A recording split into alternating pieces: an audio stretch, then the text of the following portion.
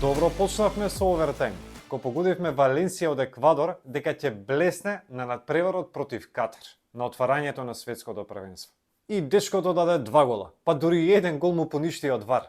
Време е за петото видео на овој YouTube канал BMG Sport и за петиот ден на светското првенство во Катар. Добре дојдовте во YouTube шоуто Overtime with TJ. Петиот ден ни носи повторно 4 надпревари. Ќе стартуваме со надпреварите од групата Г, каде се Србија, Бразил, Швајцарија и Камерун. Како можеше да се падне иста група како на светското првенство во Русија во 2018? Само место Камерун, тогаш во групата беше Коста Рика. Денот стартува со надпреварот Швајцарија-Камерун во терминот, во утринскиот термин од 11 часот. Не заборавајте на утринското кафе кога ќе го гледате надпреварот. Парано е за пиво во тоа време. За кого како?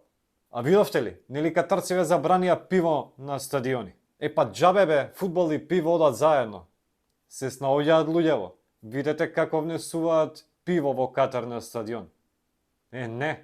Швајцарија има солиден тим и ги заврши квалификациите на врвот во својата група, завршувајќи пред Италија. Знаеме како пројде Италија во баражот против нас.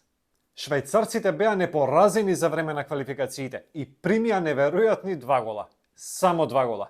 Сега доволно спремни и мотивирани ќе стартуваат на светското првенство во Катар. Имаат неверојатно цврста дефанзива, цврст среден ред и брзи напаѓачи. Камерун од друга страна се враќа на светските шампионати за прв пат од 2014 година. Тогаш Камерун беше предводен од Самуел Ето. Сега Ето е председател на Фудбалската федерација на Камерун и изгледа дека ужива во таа улога. Ја видовте ли неговата прогноза за светското првенство? Вика во финале ќе играат Мароко-Камерун и нормално Камерун ќе освои шампионска титула.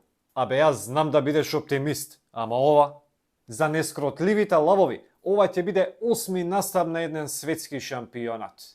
Имаат добри фудбалери и етаблирани играчи во најсилните европски лиги. Абубакар, Чупомотинг и Екамби се доволно искусни фудбалери и од нив највеќе се очекува нови светски шампионат. Барем еден од овие тројца ќе блесне во Катар. Сепак мислам дека имаат мали шанси за пласман во следната рунда. Ми се свиѓаат селекциите од Африка и ќе навивам за Камерун на овој надпревар. Иако мислам дека Швајцарија ќе победи на крајот. Мислам дека ќе биде 2-1 за Швајцарија. Вториот меч од оваа група е дерби на денот. Бразил и Србија играат од 20 часот. Овој надпревар веќе мора да се гледа со мезе, со пивце. Србија има страшно добра репрезентација. Мислам дека ќе поминат групата и не само тоа, туку мислам дека и ќе имаат добар настап, ќе отидат подалеку. Во квалификациите завршија пред Португалија и сега се наоѓаат во страшно добра форма. Им фалеше мотивација, а Пикси им го донесе токму тоа. Ви текнува на изјавата пред одлучувачкиот надпревар со Португалија? Пикси изјави идеме у Катар и толку требаше. Зовре атмосферата, тепаа. Сега па Митровиќ мотивира со слични изјави, као стилов што се бразилциве да немаат крилја па да летаат. Како ја испофали в Србија, а уствари играат против Бразил, кој е еден од фаворитите за шампионската титула во Катар. Бразил секако е фаворит на овој надпревар. Па добро, Бразил против секого е фаворит, или речи си против секого. 3 екипи да надправа бразилциве, сите 3 ќе играат на светско првенство. Па еден Фирмино од Ливерпул дома ќе го гледа првенството пред телевизор. Кариоките имаат за цел да стават крај на 2 децении долгата европска доминација на светските шампионати, откако последен пат ја освоја титулата во 2002 година. Имаат неверојатно талентирана генерација, а со предводник како Неймар, на кого ќе го додадеме тука и Висинус Жуниор, имаат дефинитивно најдобра офанзива. Интересно е тоа што на списокот на Тите се најдоа 16 фудбалери кои ќе бидат дебитанти на светските шампионати. Но тоа нема да биде проблем за нив. Јас ќе навивам за нашите соседи Србија и тоа со пиво во рака. Но реалноста ми вели дека Бразил ќе победи на овој надпревар. Мислам дека Бразил ќе победи 2-1. Ајде да одиме со надпреварите од групата Х, каде се Португалија, Гана, Уругвај и Јужна Кореја. Може да има изненадување во групава. Тука мислам на Гана и Кореја кои се аутсайдери. Во терминот од 14 часот играат Уругвај и Јужна Кореја. Ќе следиме интересен надпревар, нема дилема во тоа. Сите кои очекуваат лесна победа на Уругвај грешат. Мада нема дилема дека Уругвај е фаворит. Уругвај ќе игра на искуство. Се уште главни виолини во составот на Уругвај се ветераните Кавани, Суарес, Годин Касерес. 20 години овие се главни играчи во Уругвај.